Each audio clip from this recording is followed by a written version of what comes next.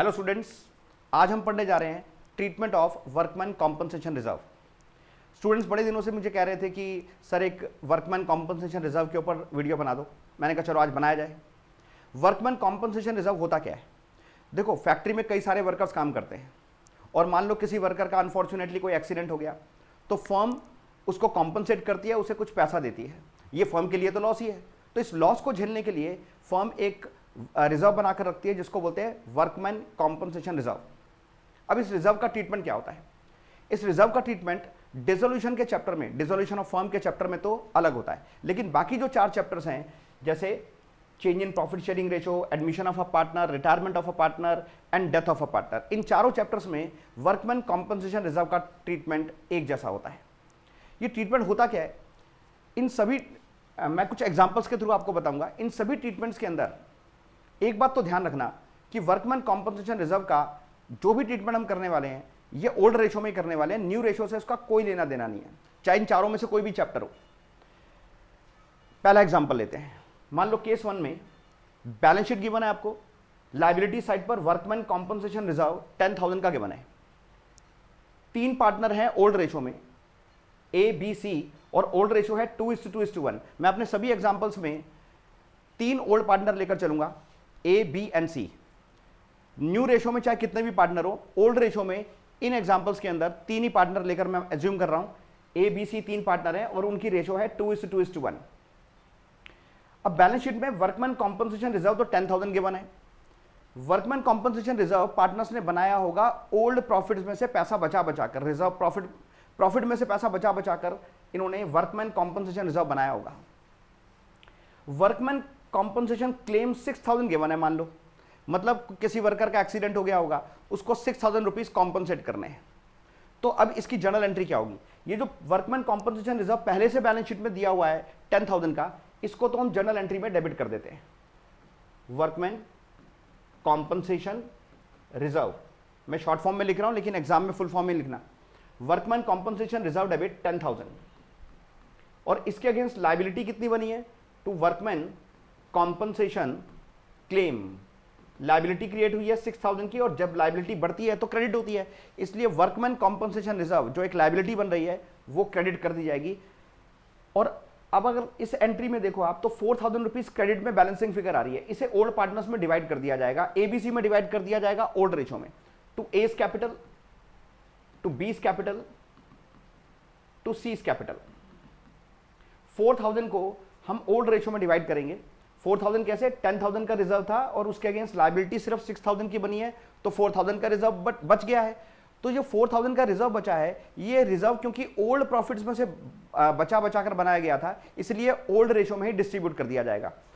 तो 4,000 को डिस्ट्रीब्यूट करेंगे हम ओल्ड रेशो में 2/5, ए को मिलेगा 1,600, बी को भी इतना ही मिलेगा 1,600, सी को 4,000 इंटू 1/5, तो 800 मिलेगा सी को। तो इस तरह से वर्कमैन कॉम्पनसेशन रिजर्व पूरा खत्म हो गया। रिजर्व का क्रेडिट बैलेंस होता है और इसको डेबिट करके हमने खत्म किया। देखो, वर्कमैन कॉम्पनसेशन रिजर्व चाहे किसी भी चैप्टर में हो, जब भी एक क्वेश्चन के अंदर आएगा तो रिजर्व को तो खत्म करना ही है। तो हर बार वर्कमैन कॉम्पनसेशन रिजर्व तो डेबिट होगा ही होगा, और कितने अमाउंट से होगा? जितना अमाउंट बैलेंस शीट में गिवन है। और वर्कमैन कॉम्पनसेशन क्लेम क्रेडिट होगा ही होगा, कितने अमाउंट से? जितना क्वेश्चन में गिवन होगा, एडजस्टमेंट में गिवन होगा कि इस वर्कमैन कॉम्पनसेशन क्लेम यानी ये लायबिलिटी कितने की क्रिएट हो रही है, ये क्वेश्चन में गिवन होगा। तो रिजर्व तो हमेशा डेबिट करेंगे बैलेंस शीट वाले अमाउंट से, क्लेम को हमेशा क्रेडिट करेंगे क्योंकि लायबिलिटी क्रिएट हो रही है उतने अमाउंट से जितना क्वेश्चन में गिवन है। अब इन दोनों का जो डिफरेंस है ना, ये 10,000 डेबिट हो गया, 6,000 यहां क्रेडिट हो गया। अब इन दोनों का जो डिफरेंस है 4,000 का, बस सारा खेल इसी का है। ये डिफरेंस डेबिट में आ रहा है या क्रेडिट में आ रहा है, बस इसका ही खेल। अगर क्रेडिट में बच रहा है तो ये रिजर्व बच गया है, पार्टनर्स में डिस्ट्रीब्यूट कर देंगे। तो यहां 4,000 बचा था, पार्टनर्स में डिस्ट्रीब्यूट कर दिया। जब न्यू बैलेंस शीट बनेगी तो उस बैलेंस शीट के अंदर वर्कमैन कॉम्पनसेशन क्लेम को दिखाया जाएगा। वर्कमैन कॉम्पनसेशन क्लेम लायबिलिटी में दिखाया जाएगा 6,000 रुपीज।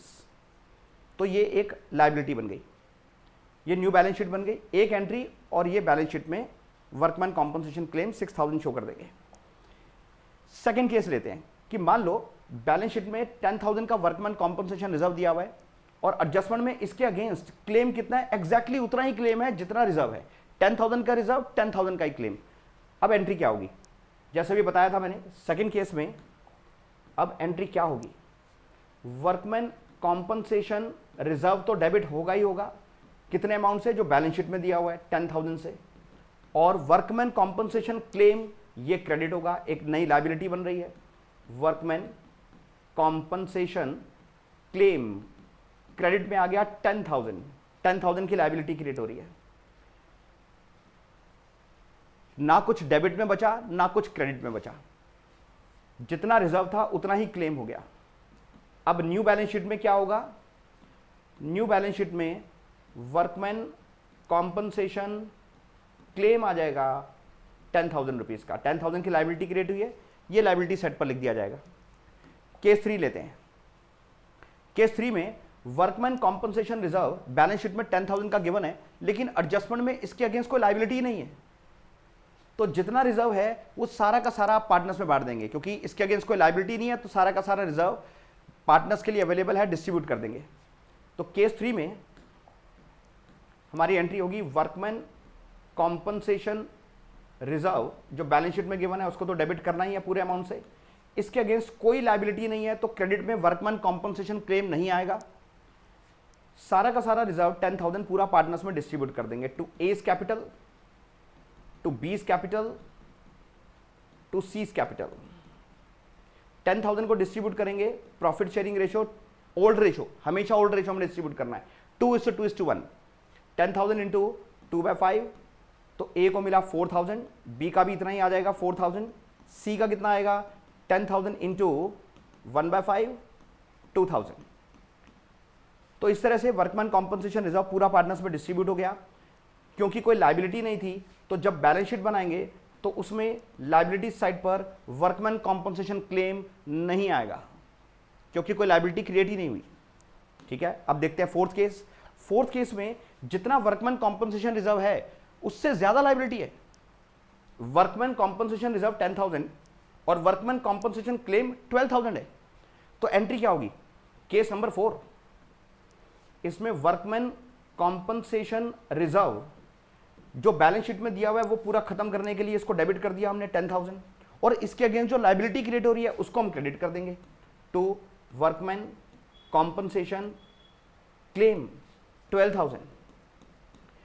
तो रिजर्व बनाया हुआ था पार्टनर्स ने 10,000 का, लेकिन उसके अगेंस्ट जो लायबिलिटी आ गई वो 12,000 आ गई। इसका मतलब ये पूरी की पूरी लायबिलिटी, ये पूरा का पूरा लॉस ये वर्कमैन कॉम्पनसेशन रिजर्व नहीं झेल पाया, 2,000 कम पड़ गए।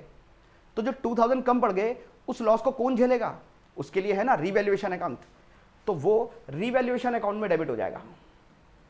तो रीवैल्यूएशन अकाउंट डेबिट होगा 2,000 रुपीज से। और जब बैलेंस शीट बनाएंगे तो बैलेंस शीट में अब लायबिलिटी साइड पर वर्कमैन कॉम्पनसेशन क्लेम 12,000 लिखा जाएगा। अब ये जो हमने रीवैल्यूएशन अकाउंट डेबिट किया है 2,000 का, इसका क्या होगा, वर्कमैन कॉम्पनसेशन रिजर्व 10,000 का था लायबिलिटी, लेकिन उससे ज्यादा आ गई 12,000 आ गई, तो 2,000 एक्स्ट्रा लॉस हो गया, एक्स्ट्रा लायबिलिटी क्रिएट हो गई। तो इसको किसने झेला, रीवैल्यूएशन अकाउंट में। तो रीवैल्यूएशन अकाउंट में लॉस 2,000 का दिखा दिया जाएगा। जब लॉन्ग क्वेश्चंस होते हैं तो उसमें रीवैल्यूएशन की और भी जनरल एंट्रीज हो सकती हैं, तो उन सारी एंट्रीज में और इस वाली एंट्री को मर्ज करके फाइनली जो रीवैल्यूएशन का प्रॉफिट या लॉस होता है उसे पार्टनर्स में डिस्ट्रीब्यूट कर दिया जाएगा। लेकिन वर्कमैन कॉम्पनसेशन रिजर्व के पॉइंट ऑफ व्यू से यही ट्रीटमेंट होगा। आई होप आपको सारे केसेस समझ में आ गए होंगे, और अगर आपको ये वीडियो थोड़ी भी हेल्पफुल लगी है तो इस वीडियो को लाइक, शेयर और चैनल को सब्सक्राइब जरूर कर देना। मिलते हैं अगली वीडियो में, बाय।